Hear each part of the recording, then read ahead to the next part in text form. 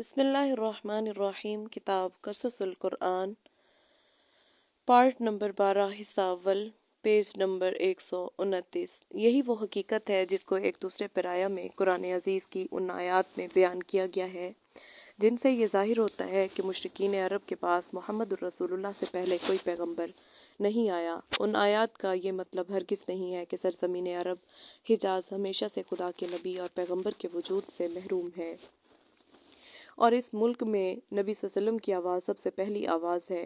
قرآن عزیز ایسی خلاف حقیقت بات کس طرح کہہ سکتا تھا جبکہ سورہ انعام، ابراہیم اور نمل کی آیات میں حضرت ابراہیم و اسماعیل کے عربی نبی ہونے کی صاف اور صریح شہادتیں موجود ہیں جو ابھی نقل کی جا چکی ہیں۔ بلا شبہ قرآن عزیز اس قسم کے تضاد اور اختلاف سے قطعاً بری ہے کہ ایک جگہ وہ ایک بات کا انکار کرے اور دوسری جگہ اسی بات کا اقرار، اس لیے کہ وہ خدائے عالم الغیب و شہادت کا کلام ہے، نہ کہ بھول چک کرنے والے انسان کا کلام۔ افلا یتدبرون القرآن ولو کان من عند غیر اللہ لوجدوا فیہ اختلافا کثیرا۔ کیا انہوں نے قرآن پر غور نہیں کیا، اور اگر وہ ہوتا اللہ کے سوا کسی اور کا کلام تو ضرور پاتے اس میں بہت سا اختلاف۔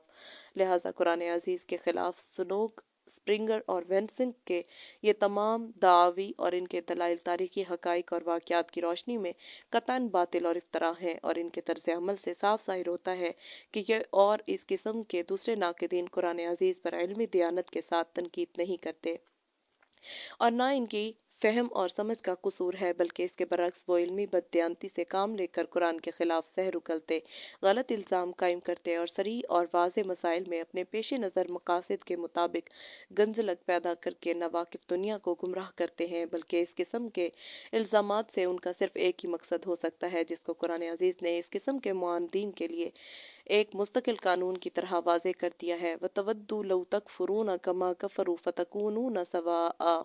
یہ منکرین قرآن و اسلام یہ خواہش رکھتے ہیں کہ کاش تم بھی ان کی طرح منکر بن جاؤ تاکہ وہ اور تم سب یکساں ہو جاؤ۔ اس لیے ان منکرین کافروں کے مقابلے میں مسلمانوں کا ہمیشہ ایک ہی جواب رہا ہے، رَبَّنَا لَا تُزِغْ قُلُوبَنَا بَعْدَ إِذْ ہَدَيْتَنَا۔ اے ہمارے پروردگار، ہمارے دلوں کو ہدایت یافتہ اور راہ یاب کرنے کے بعد کجی کی جانب مت مائل کرنا۔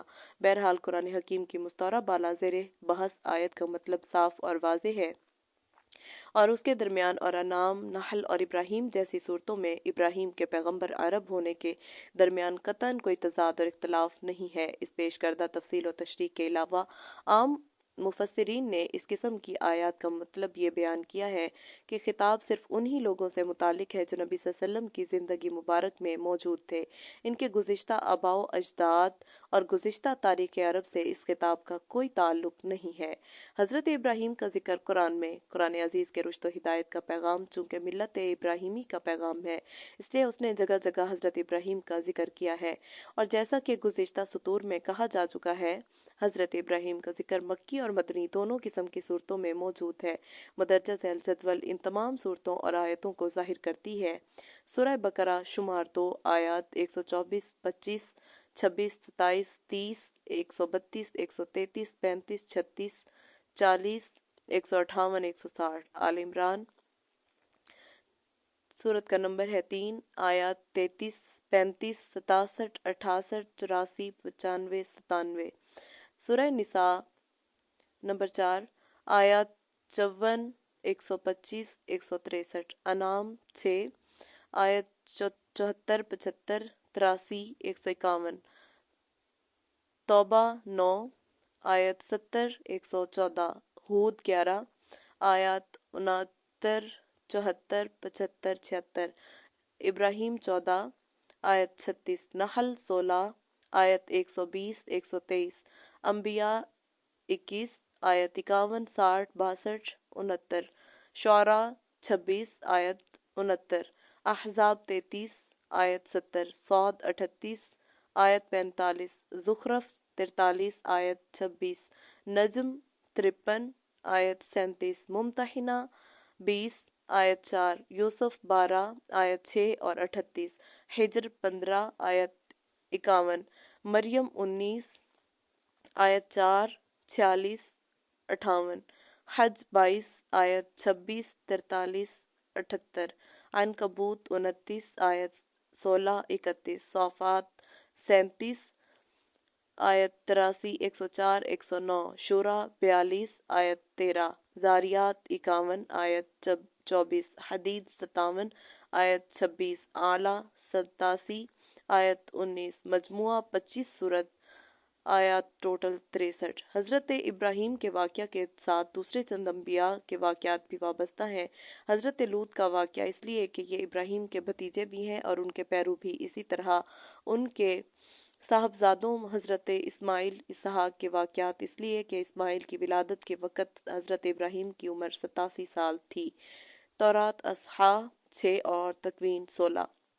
और हज़रत इसहाक तौरात आयत 15 से 21 तकवीन की विलादत के वक्त उनकी उम्र पूरे 100 साल थी और हज़रत इब्राहीम की कुल उम्र 175 साल।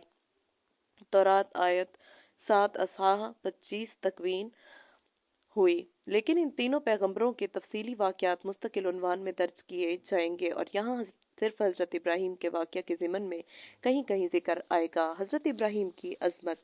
हज़रत इब्राहीम की इस अज़मत शान के पेश नज़र जो अम्बिया और रसूल के दरमियान उनको हासिल है, कुरान अज़ीज़ ने उनके वाक़यात को मुख्तलिफ़ असलूब के साथ जगह जगह बयान किया है और एक मकाम पर अगर इख्तिसार के साथ जिक्र है तो दूसरी जगह तफसील से तज़किरा किया गया है और बाज़ जगह मुख्तलिफ़ शऊन और औसाफ के पेश नज़र इनकी शख्सियत को नुमायां किया है, इसलिए मुनासिब तरतीब के साथ उनको पेश किया जाता है। तौरात ये बताती है कि इब्राहीम इराक के कस्बा और के बाशिंदा और अहले फिदान में से थे और उनके कौम बुत परस्त थी और इंजील बरनाबा में तस्रीह है कि उनके वालिद नजारी का पेशा करते और अपनी कौम के मुख्तलिफ कबाइल के लिए लकड़ी के बुत बनाते और फ़रोख्त किया करते थे।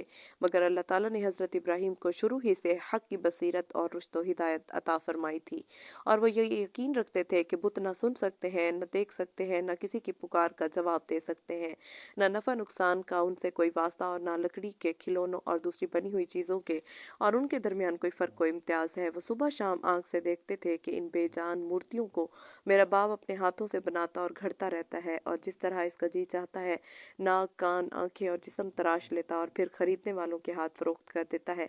तो क्या यही खुदा हो सकते हैं या खुदा के मिसलो हमसर कहे जा सकते हैं?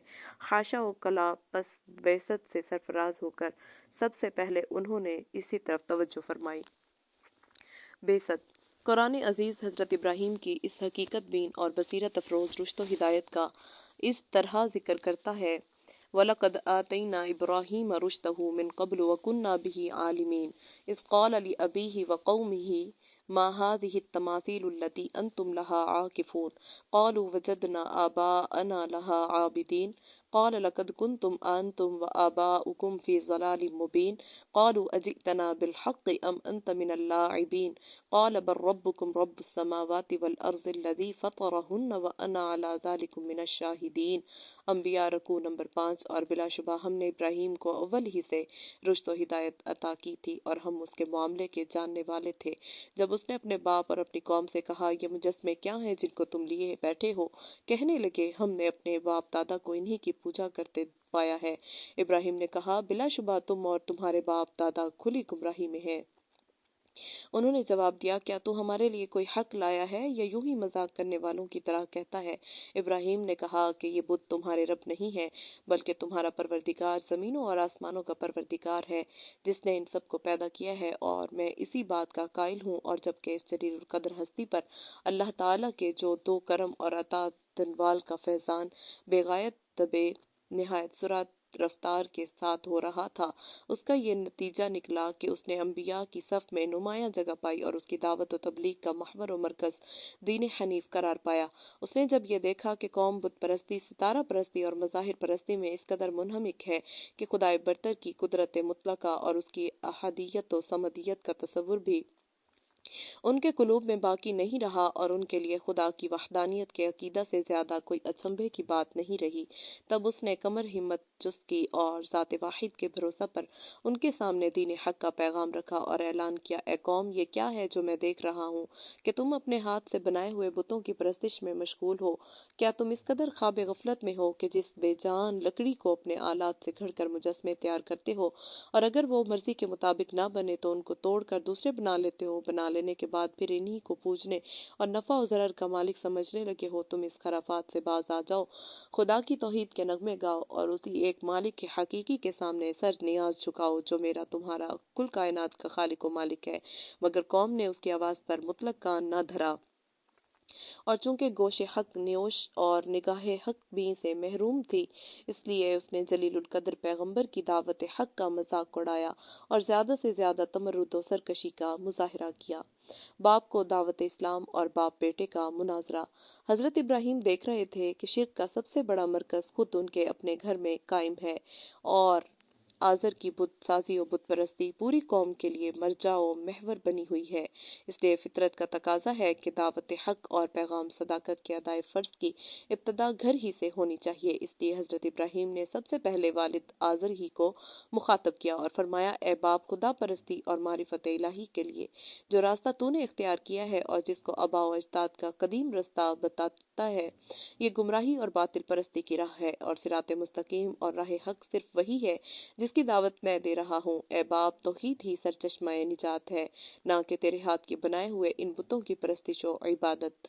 इस राह को छोड़ तौहीद हक की राह को मजबूती के साथ इख्तियार कर, ताकि तुझको खुदा की रजा और दुनिया और आखिरत की सादत हासिल हो। मगर अफसोस के आज़र पर हज़रत इब्राहीम की इस बंदो नसीहत का मुतलक कोई असर ना हुआ, बल्कि कबूल करने की बजाय आज़र ने बेटे को धमकाना शुरू किया। कहने लगा कि ए इब्राहीम, अगर तुम बुतों की बुराई से बाज ना आओगे तो मैं तुमको संसार कर दूंगा। हजरत इब्राहीम ने जब ये देखा कि मामला अब हद से आगे बढ़ गया है और एक जानिब अगर बाप के एहतराम का मसला है तो दूसरी जानिब अदाए फ़र्ज़ हिमायत, हक के इताअत, अम्र इलाही का सवाल, तो उन्होंने सोचा और आखिर वही किया जो ऐसे बरगज़ीदा इंसान और अल्लाह के जलीलुल मर्तबत पैगंबर के शायान शान था। उन्होंने बाप की सख्ती का जवाब सख्ती से नहीं दिया, तहक़ीर और तज़लील का रवैया नहीं बरता, बल्कि नरमी, मुलातफ़त और अखलाक़ करीमाना के साथ ये जवाब दिया, ए बाप, अगर मेरी बात का यही जवाब है तो आज से मेरा तेरा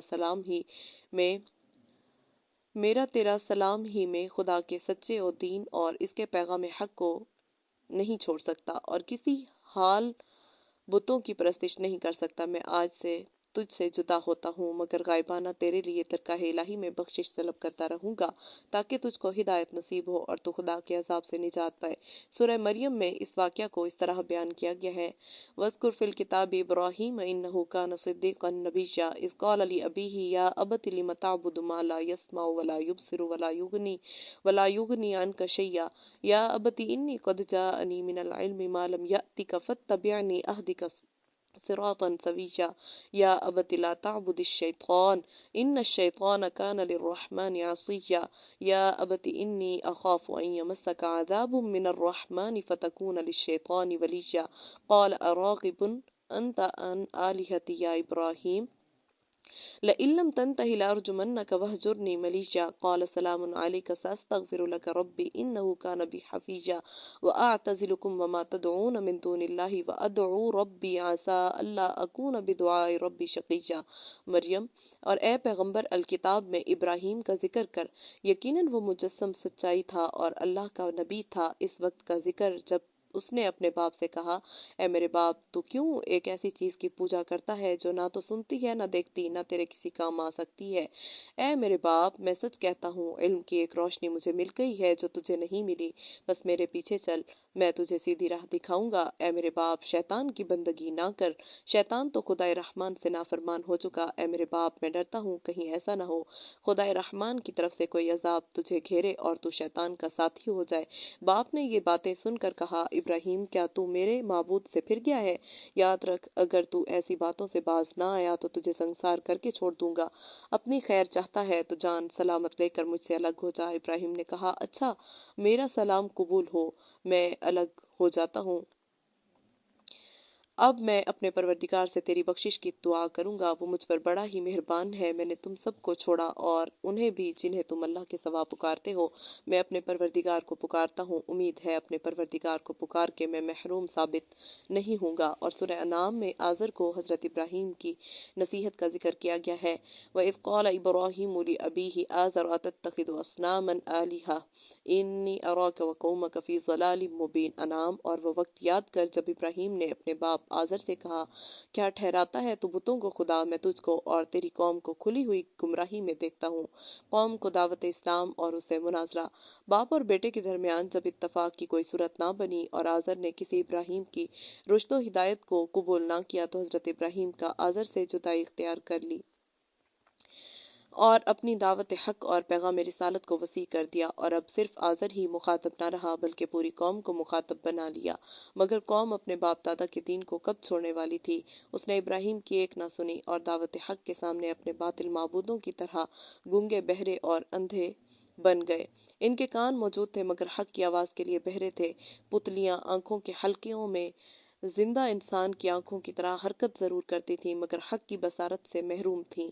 जबान गोया जरूर थी लेकिन कलमा के एतबार से गंग थी। लहुम कुलूबुन ला यफ़क़हून बिहा वलहुम अअयुनुन ला युबसिरून बिहा वलहुम आदानुन ला यस्मऊन बिहा उलाइका कल अन्आमि बल हुम अज़ल्लु उलाइका हुमुल गाफिलून। आराफ रकू नंबर 22। उनके दिल हैं पर समझते नहीं, उनकी आंखें हैं पर देखते नहीं, उनके कान हैं पर उनसे सुनते नहीं। ये चौपाओं की तरह हैं बल्कि उनसे भी ज्यादा बेराह हैं। यही हैं जो गफलत में सरशार हैं। और जब इब्राहिम ने ज्यादा जोर देकर पूछा कि ये तो बताओ कि जिनकी तुम परस्तिश करते हो ये तुमको किसी तरह का भी नुफा या नुकसान पहुंचाते हैं, तो कहने लगे इन बातों के झगड़े में हम पड़ना नहीं चाहते। हम तो ये जानते हैं कि हमारे बाप दादा यही करते चले आए हैं, लिहाजा हम भी वही कर रहे हैं। तब हजरत इब्राहिम ने एक खास अंदाज से खुदाए वाहिद की हस्ती की जानिब तवज्जो दिलाई।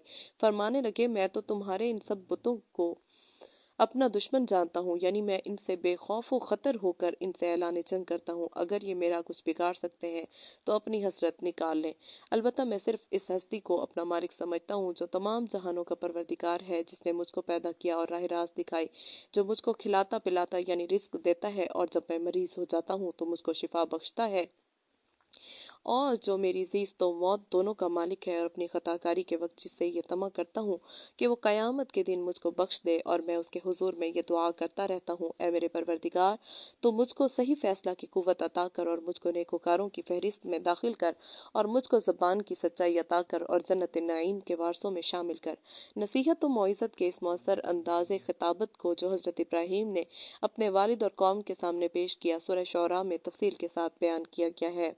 वत्लु अलैहिम नबअ इब्राहीम इज़ क़ाल लिअबीहि व क़ौमिहि मा तअबुदून क़ालू नअबुदु असनामन फ़नज़ल्लु लहा आकिफ़ीन क़ाल हल यस्मऊनकुम इज़ तदऊन औ यनफ़ऊनकुम औ यज़ुर्रून क़ालू बल वजदना आबाअना कज़ालिक यफ़अलून क़ाल अफ़रअय्तुम मा कुन्तुम तअबुदून अंतुम व आबाउकुमुल अक़दमून फ़इन्नहुम अदुव्वुन ली इल्ला रब्बल आलमीन अल्लज़ी ख़लक़नी फ़हुव यहदीन वल्लज़ी हुव युत्इमुनी व यस्क़ीन व इज़ा मरिज़्तु फ़हुव यशफ़ीन वल्लज़ी युमीतुनी सुम्म युह्यीन वल्लज़ी अत्मउ अन यग़फ़िर ली ख़तीअती यौमद्दीन वल्लज़ी अत्मउ अन यग़फ़िर ली ख़तीअती यौमद्दीन रब्बि हब ली हुक्मन व अल्हिक़नी बिस्सालिहीन वजअल ली लिसान सिद्क़िन फ़िल आख़िरीन वजालनी मिन वरसती जन्नतिन नईम वग़फिर ली अबी इन्नहु कान मिनज़्ज़ालिन वला तुख़्ज़िनी यौम युबअसून यौम ला यनफ़उ मालुन वला बनून इल्ला मन अतल्लाह बिक़ल्बिन सलीम। शौरा रकू 5। और सुना दे उनको खबर इब्राहीम की जब कहा अपने बाप को और अपनी कौम को, तुम किसको पूछते हो? वो बोले, हम पूछते हैं मूर्तियों को, फिर सारे दिन उन्हीं के पास लगे बैठे रहते हैं। कहा, कुछ सुनते हैं तुम्हारा कहा जब तुम पुकारते हो, या कुछ भला करते हैं तुम्हारा या बुरा? बोले, नहीं, पर हमने पाया अपने बाप दादाओं को यही काम करते। कहा, भला देखते हो जिनको पूछते रहे हो तुम और तुम्हारे बाप दादा अगले, सो वो मेरे दुश्मन है, मगर जहाँ का रब जिसने मुझको बनाए वही मुझको राह दिखाता है, मुझको खिलाता है पिलाता है, जब मैं बीमार होता हूँ तो शिफा देता है, और जब मुझको मारेगा फिर जिलाएगा, जिससे मुझको तवक्को है कि बख्शे मेरी तकसीर इंसाफ के दिन। ए मेरे रब, दे मुझको हुक्म और मिला मुझको नेकों में, और रख मेरा बोल सच्चा पिछलों में, और कर मुझको वारसों में नेमत के बाग के, और माफ़ कर मेरे बाप को वो है राह भूले हुओं में, और रुस्वा ना कर मुझको जिस दिन सब जी कर उठें, जिस दिन ना काम आए कोई माल ना बेटे, मगर जो कोई आया अल्लाह के पास लेकर बेरोग दिल। मगर आज़र और कौम आज़र के दिल किसी तरह कबूल हक के लिए नरम ना हुए, उनका इनकार और हुजूद हद से गुजरता ही रहा। गुज़िश्ता सुदूर में ये जिक्र हो चुका है कि हज़रत इब्राहीम की कौम बुत परस्ती के साथ साथ कवाकिब परस्ती भी करती थी। उनका ये अकीदा था कि इंसानों की मौत व हयात, उनका रिस्क, उनका नफ़ा ज़रर, खुश्क साली और काहत साली, फतह व ज़फ़र, शिकस्त व हुनरीमत, गर्ज तमाम कारखाना आलम का नज़्म व नसक कवाकिब और उनके हरकत की तासीर पर चल रहा है, और ये तासीर उनके ज़ाती औसाफ में से है, इसलिए उनकी खुशनुदी ज़रूरी है और ये उनकी परस्तिश के बगैर मुमकिन नहीं। इसलिए हज़रत इब्राहीम ने जिस तरह उनको इनके सिफली माबूदान बातिल की हकीकत वाशकाफ करके राह हक की तरफ दावत दी, इसी तरह ज़रूरी समझा कि उनके औलवी माबूदान बातिल की बेसुबाती और फना के मंजर को पेश करके इस हकीकत से भी आगाह कर दें कि तुम्हारा ये ख्याल कतई गलत है कि इन चमकते हुए सितारों, चांद और सूरज को खुदाई ताकत हासिल है। हरगिज नहीं, ये ख्याल खाम और बातिल अकीदा है।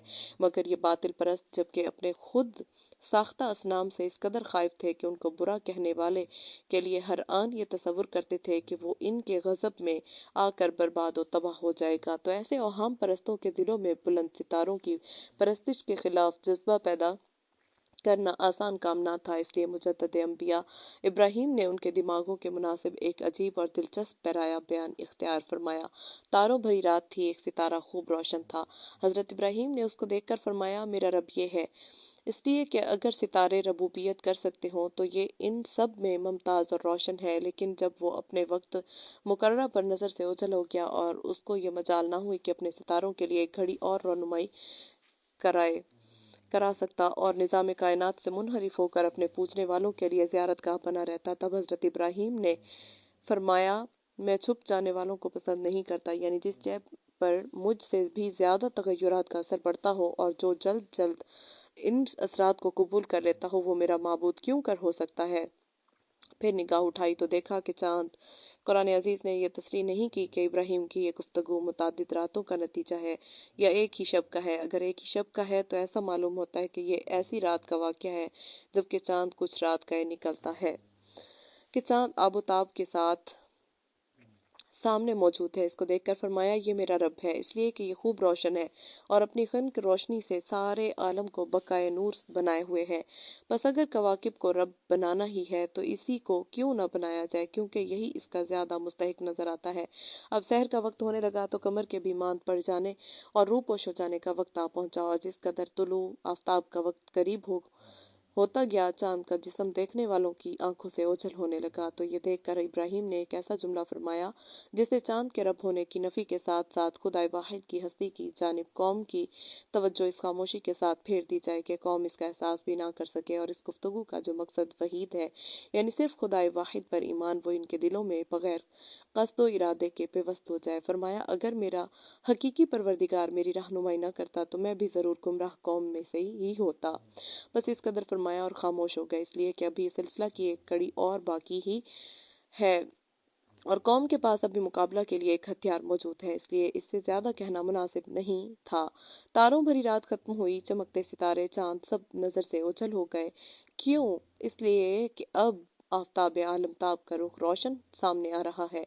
दिन निकल आया और वो पूरी आबोताब से चमकने दमकने लगा। इब्राहिम ने इसको देखकर फरमाया, ये है मेरा रब, क्योंकि ये कवाकिब में सबसे बड़ा है और निज़ाम फल्की में इससे बड़ा सितारा हमारे सामने दूसरा नहीं है।